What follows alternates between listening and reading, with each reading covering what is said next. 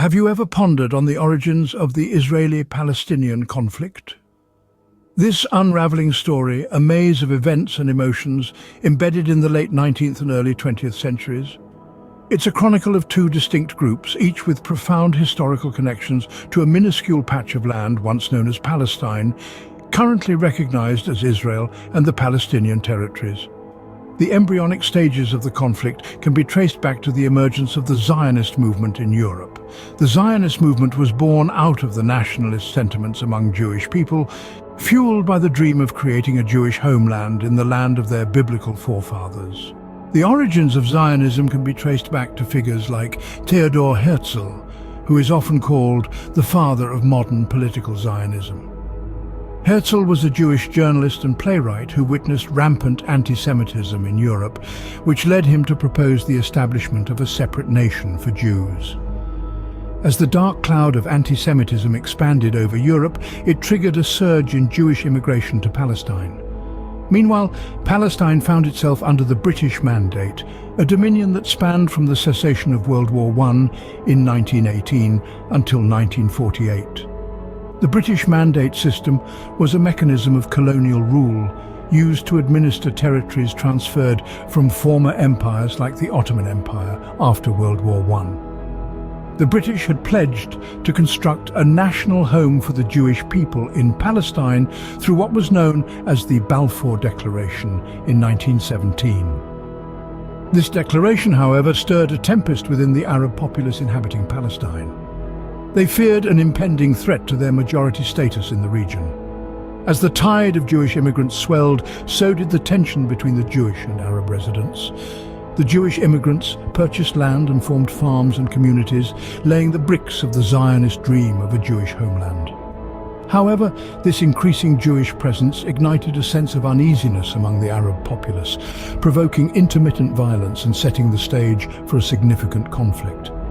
By the termination of the British Mandate in 1947, Palestine was a ticking time bomb, with both Jewish and Arab national movements grappling for control. The dreams of two peoples, both deeply entwined with the land, were now on a collision path. The Jewish population aspired for a homeland where they could live free from the fear of persecution, a place where Jewish culture and religion could flourish.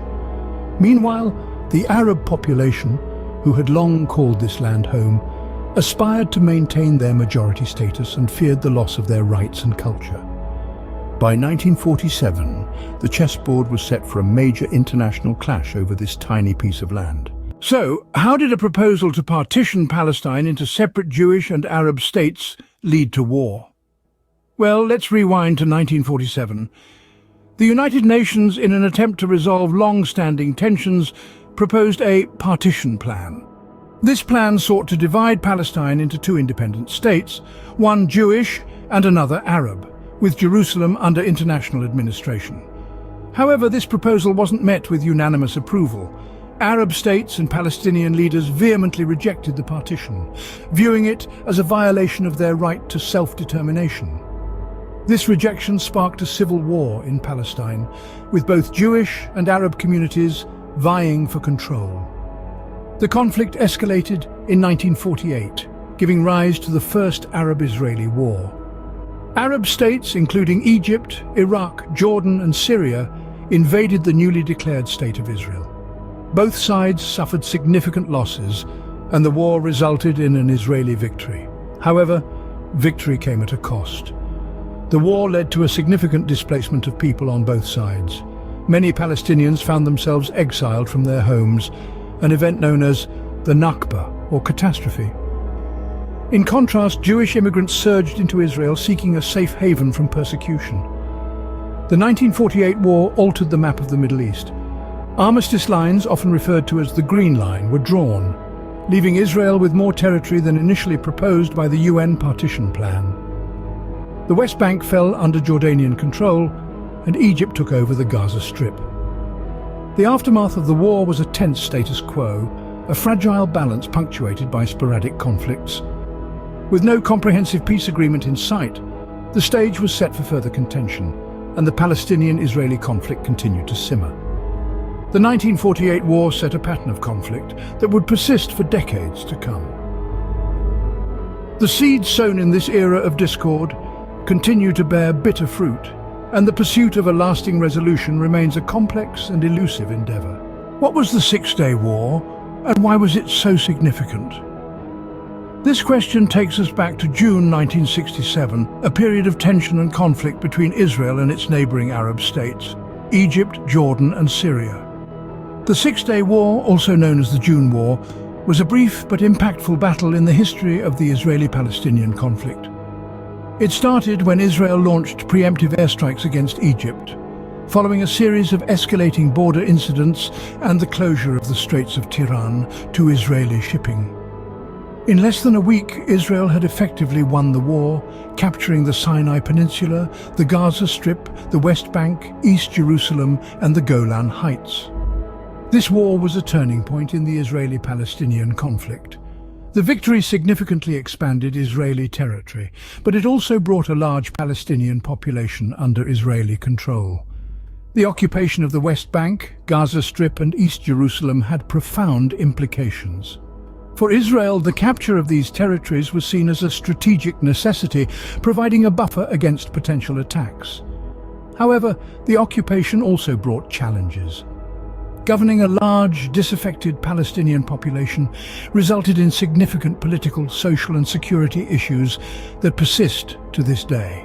For Palestinians, the occupation was a disaster. It resulted in the displacement of thousands of individuals and families, and it entrenched a system of control that many equate to a form of apartheid. The occupation has led to widespread protests and uprisings, and it remains a major obstacle to peace. The Six-Day War also altered the geopolitics of the Middle East.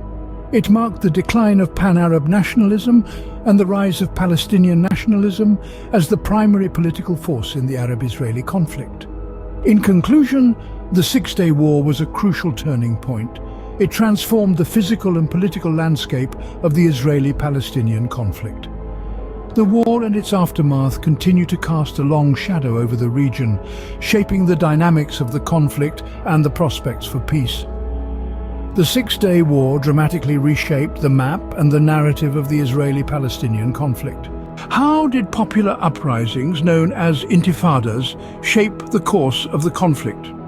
To understand this, we must first journey back to the year 1987. It was a time of heightened tension and unrest in the Israeli-occupied territories of the West Bank and Gaza Strip. This volatile atmosphere ignited the First Intifada, a largely civilian uprising characterized by mass protests, strikes, and civil disobedience.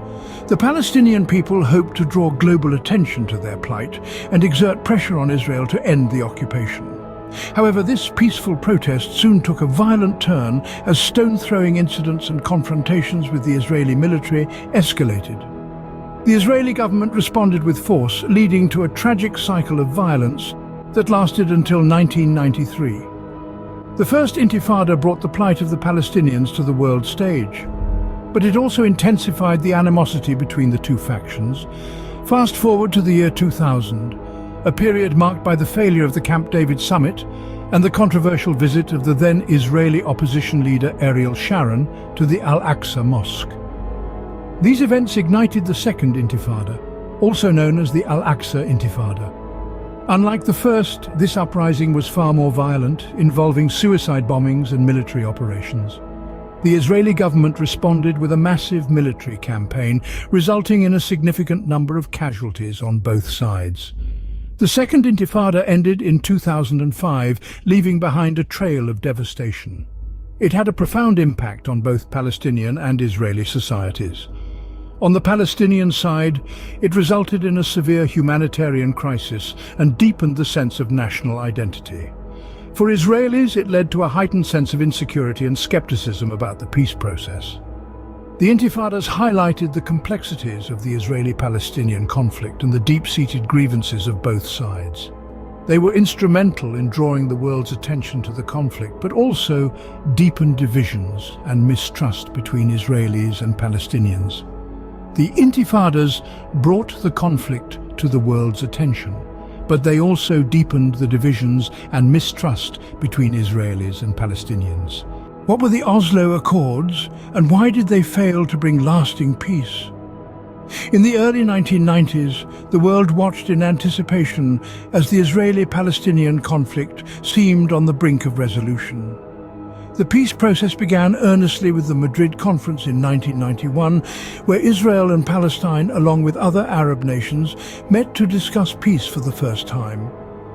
This led to the Oslo Accords, signed in 1993 and 1995, where the Palestine Liberation Organization recognized Israel's right to exist, and Israel acknowledged the PLO as the representative of the Palestinian people.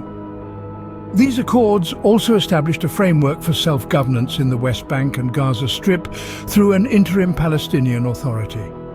What followed was a period of optimism. The world watched as Yitzhak Rabin, the Israeli Prime Minister, and Yasser Arafat, the PLO leader, shook hands on the White House lawn. However, the optimism was short-lived.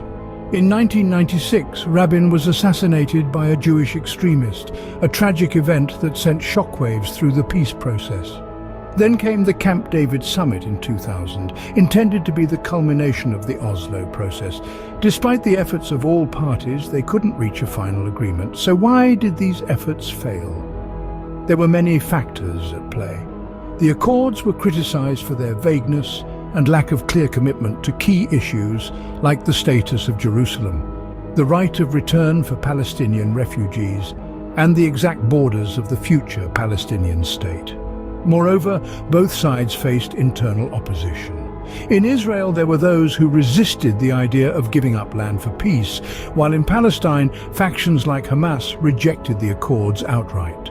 Lastly, the mutual trust necessary for such negotiations was eroded by continued violence, such as suicide bombings and retaliatory strikes. Despite moments of hope, the peace process has so far failed to deliver a lasting solution to the Israeli-Palestinian conflict. Where do things stand now in the Israeli-Palestinian conflict, you may wonder? In recent years, this age-old conflict has seen a series of developments, each adding new layers of complexity to an already intricate situation. Let's rewind a bit to the year 2014, an eventful year marked by the tumultuous Gaza war. This war was a result of escalating tensions between Israel and Hamas, the governing authority of the Gaza Strip. The war resulted in significant casualties and infrastructural damage, particularly in Gaza, further deepening the divide between the two sides. Fast forward to the year 2020, the world witnessed a new development in the form of the Trump administration's peace plan. This plan, touted as the deal of the century by some, proposed a solution that leaned more towards Israel than Palestine. The plan was met with mixed reactions, with many Palestinians viewing it as a significant setback to their long-standing aspirations for an independent state. Now let's shift our focus to the recent surge in violence in Jerusalem and Gaza. The year 2021 saw a sharp escalation in Israeli-Palestinian violence. The holy city of Jerusalem became a flashpoint, with clashes erupting over potential changes to the status of Jerusalem's holy sites. These tensions spilled over into Gaza, leading to a violent conflict that claimed the lives of many and left a trail of devastation in its wake. In 2022, as Israel prepared to swear in its most right-wing government in history, Jordan's King Abdullah II expressed concerns about potential changes to the status quo at Jerusalem's holy sites, warning of red lines and potential conflict if those lines were crossed. This development underscores the fragility of the situation and the potential for conflict to erupt over religious and territorial disputes. Meanwhile, incidents of violence continue to occur sporadically, with clashes between Palestinian youth and ultra-nationalist Israelis, as well as incidents of Israeli forces killing Palestinians in the occupied West Bank. These incidents threaten the relative calm in the region and highlight the volatility of the situation. As we look to the future, the Israeli-Palestinian conflict remains one of the world's most complex and intractable issues. Yet amidst this complexity, there remains a glimmer of hope that a peaceful resolution can be achieved, one that respects the rights and aspirations of both Israelis and Palestinians. What is the human impact of the Israeli-Palestinian conflict? We often hear about the politics, the battles and the territorial disputes, but the human toll of this ongoing conflict is a story that needs to be told too. The Israeli-Palestinian conflict has resulted in countless casualties. Thousands of lives have been lost on both sides, and each death leaves behind a ripple of sorrow and grief. Families and communities are torn apart, dreams are shattered, and futures are stolen. The pain of loss is a shared human experience transcending borders and politics. In addition to the tragic loss of life, millions of people have been displaced.